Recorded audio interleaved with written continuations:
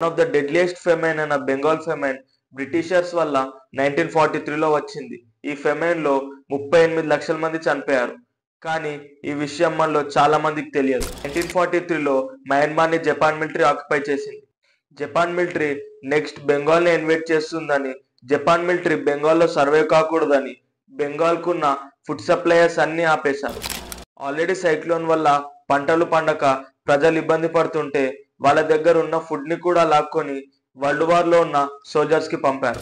బెంగాల్లో తిండి లేక అదొక నరకంలా మారింది. ప్రజలు ఆకుల్లా రాలిపోయారు. ప్రజలు తిండి లేక రోడ్డు మీద శవాలై పడున్నారు. ఫెమైన్ కి అతిపెద్ద కారణం యూకే ఫార్మర్ ప్రైమ్ మినిస్టర్ అయిన విన్స్టన్ చర్చిల్. విన్స్టన్ చర్చిల్ ఈ ఫెమైన్ గురించి చెప్పింది ఏంటంటే, I hate Indians, they are beastly people with the beastly religion. The famine was their own fault for breeding like rabbits.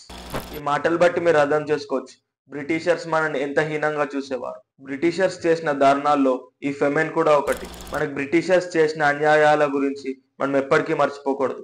అందుకే ఈ ఫెమైన్ గురించి అందరికీ share చేయండి. Thank you. జై హింద్.